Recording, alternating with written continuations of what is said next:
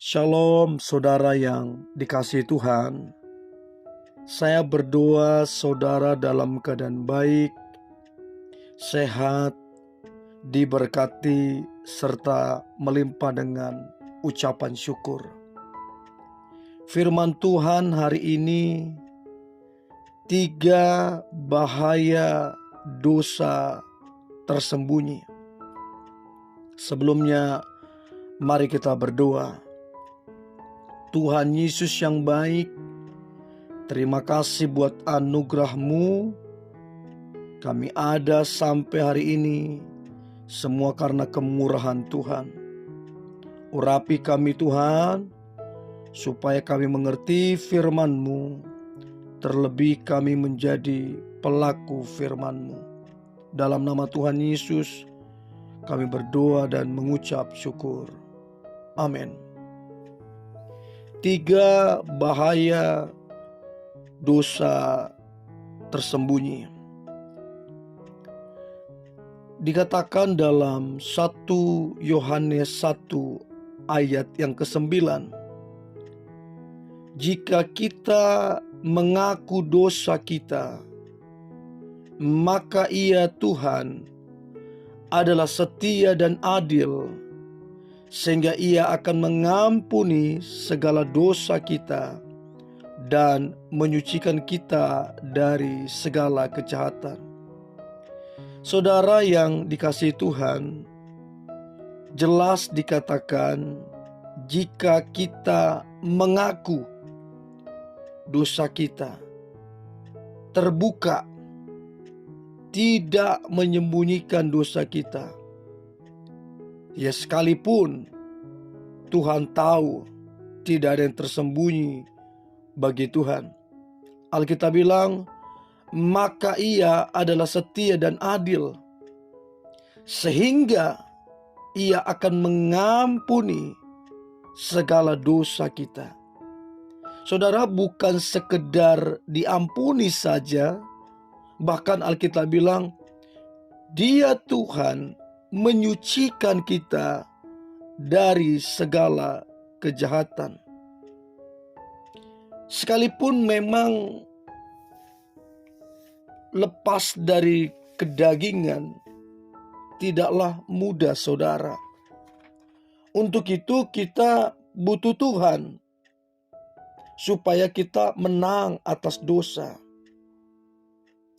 Untuk itu bagaimana dengan dosa yang disembunyikan? Bagaimana dosa yang mungkin kita tidak sadari? Ibarat api, saudara, dalam sebuah sekam. Ibarat api dalam sebuah sekam, itu bisa memunculkan atau menimbulkan api yang besar, dan akibatnya bisa membakar. Bahaya dosa tersembunyi ini sungguh sangat serius. Apapun bentuknya, mau dosa kecil, mau dosa besar, tidak ada. Namanya dosa tetap dosa. Dan bahayanya serius.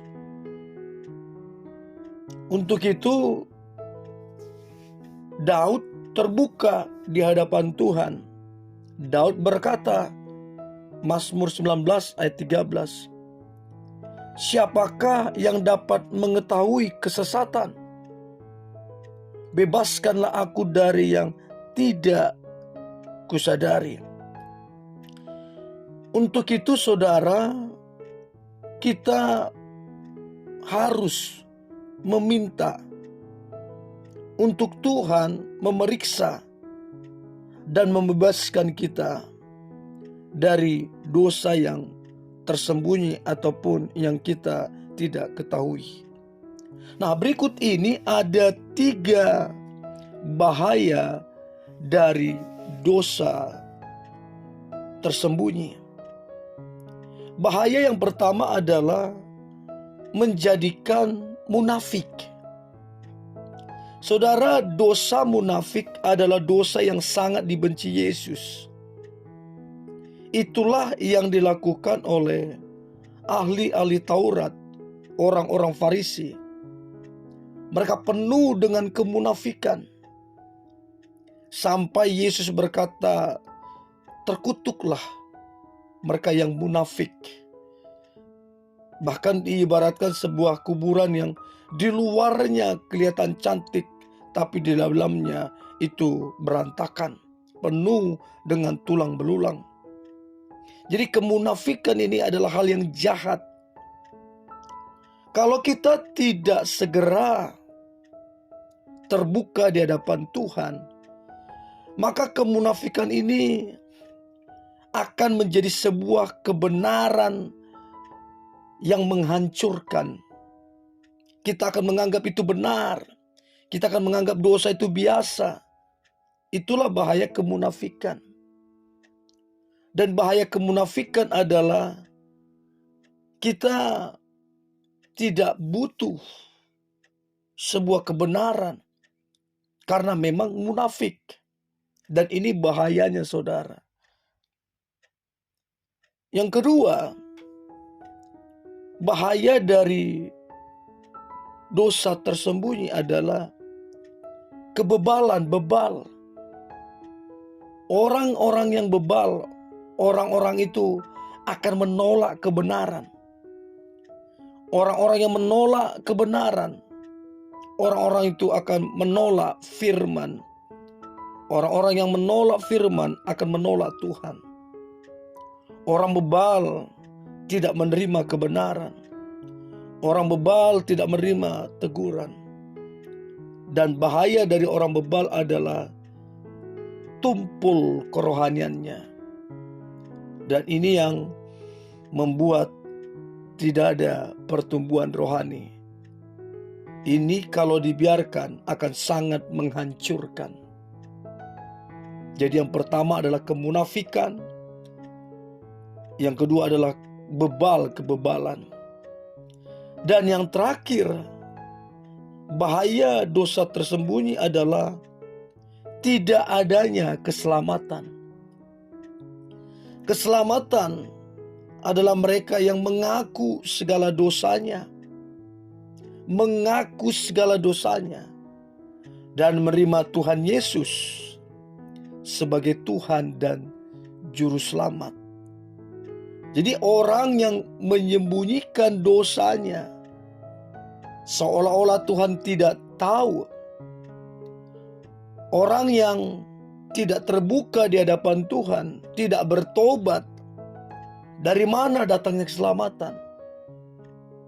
Jadi orang yang menyembunyikan dosa, orang itu sedang menolak keselamatan. Untuk itu saudara, dosa yang tersembunyi harus dibereskan. Harus terbuka di hadapan Tuhan. Minta ampun.